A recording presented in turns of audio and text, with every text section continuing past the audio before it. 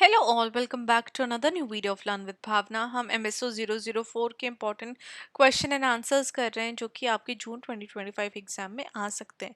ये आपका short note का लास्ट क्वेश्चन रहेगा। MSO 004 का आपका ये लास्ट क्वेश्चन रहेगा रिगार्डिंग जून 2025 एग्जाम। इसके अलावा इन क्वेश्चन के अलावा इन वीडियोस के अलावा आपके मन में कोई भी डाउट है, कंफ्यूजन है, तो आप मुझे कमेंट करके बता सकते हैं। I will definitely reply to all your comments.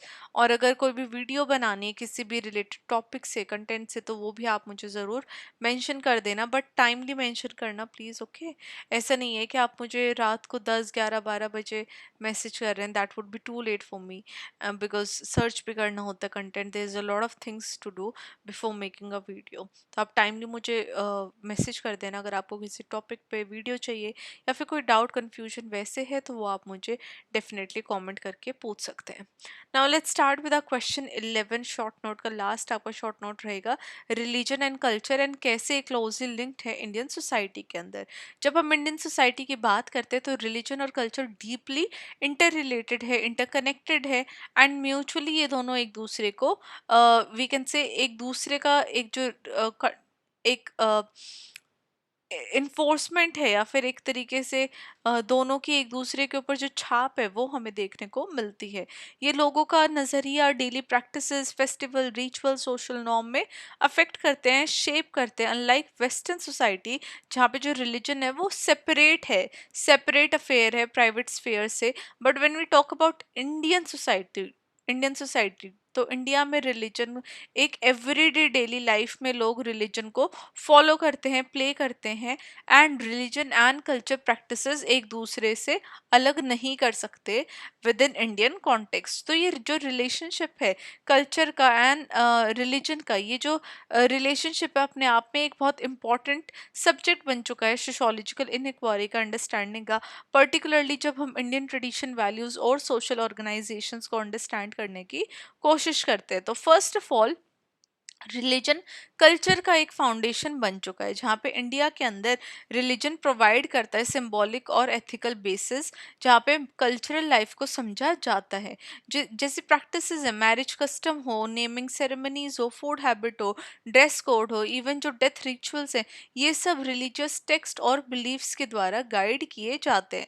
For example एक हिंदू वेडिंग के अंदर काफ़ी सारे रिचुअल्स हमें देखने को मिलते हैं। चाहे तो वो 7 वॉज हो, 7 फेरे हो गए। लेकिन वहीं पे जब हम मुस्लिम की बात करें तो वहाँ पे एक निकाह पढ़ा जाता है जो कि एक फॉर्मल कॉन्ट्रैक्ट की तरह वर्क करता है। तो जो ये दोनों रिलीजियस टीचिंग्स है, ये हमें ये सिखाती है कि ये सेलिब्रेट कर रहे हैं अपने अपने डिफरेंट डिफरेंट कल्चर को। तो कल्चर अपने आप में काफ़ी ज़्यादा डाइवर्स है, डिफरेंट है, एंड वही ब्यूटी है इस कल्चर की, इस इंडिया एज ए नेशन की, जहाँ पे हमें इतने सारे कल्चर और रिलीजन देखने को मिलते हैं।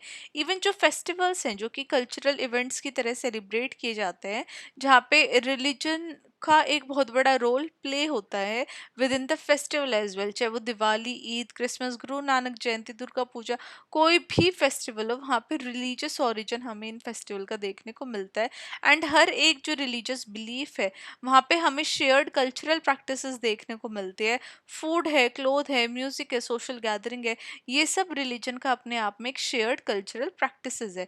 सेकंड हमारा आएगा लैंग्वेज, आर्ट एंड रिलीजन। तो Indian languages, literature, music, art, ये सब स्ट्रांगली इन्फ्लुएंस हुए हैं रिलीजियस आइडियाज एंड सिंबल्स के द्वारा। जहाँ पे जो क्लासिकल डांसेस हैं, भरतनाट्यम हो गया, कथक हो गया, ये सब हिंदू स्टोरीज जो हैं उनको डिपिक्ट करते हैं। चाहे वो रामायण है, महाभारत है, तो डांस के द्वारा ये सारी जो स्टोरीज हैं वो डिपिक्ट या फिर दर्शाई जाती है।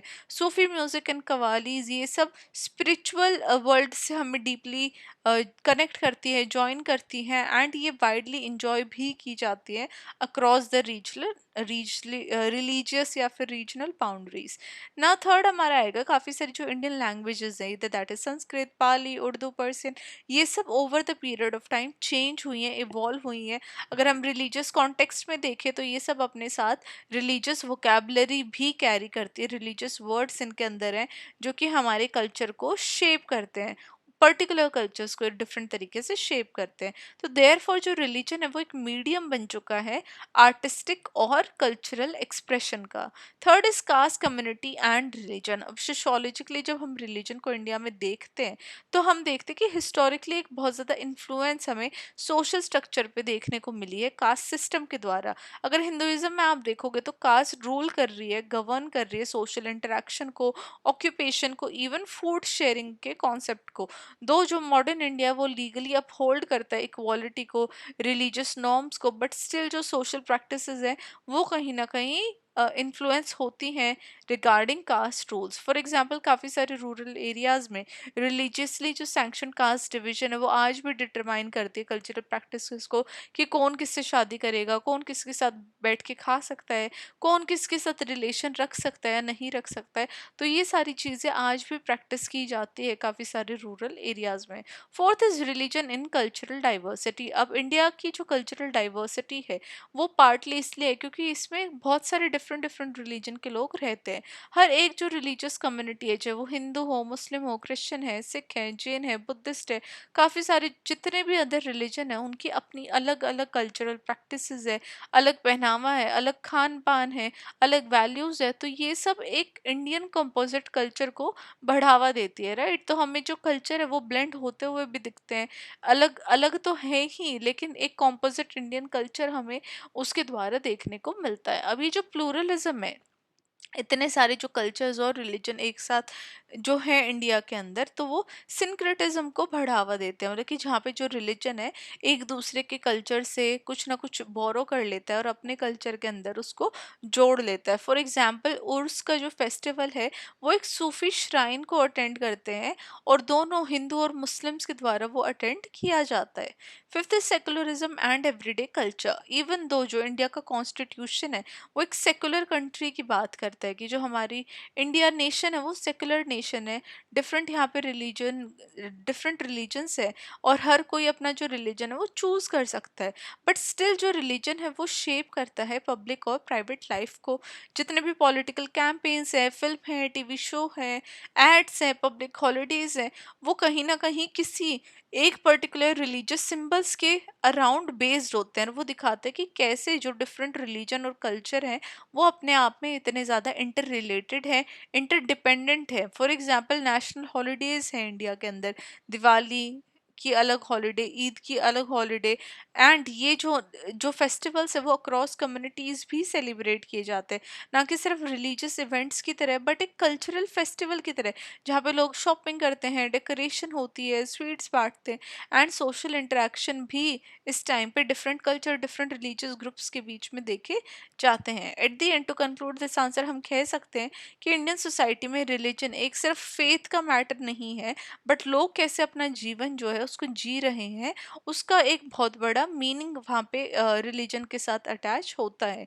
यहाँ पे meaning, moral guidance, shared sense of identity, ये सब रिलीजन के द्वारा प्रोवाइड की जाती है।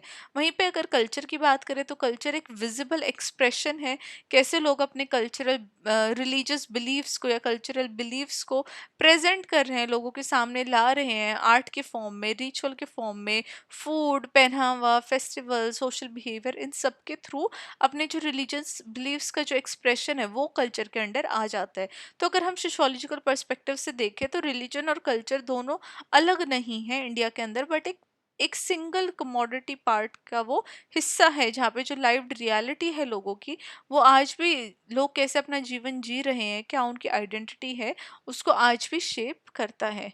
तो ये हमारा आंसर था, जहाँ पे हमने देखा कि कैसे जो रिलीजन और कल्चर एक दूसरे से इंटर रिलेटेड है, इंटरडिपेंडेंट है with in the Indian society. तो इसी के साथ जो हमारे लास्ट क्वेश्चन है, लास्ट पार्ट शॉर्ट नोट का, वो एंड होता है। एंड हमारे MSO 004 का भी जितने भी इंपॉर्टेंट क्वेश्चन थे उनकी सारी वीडियोस आपको प्लेलिस्ट में मिल जाएगी।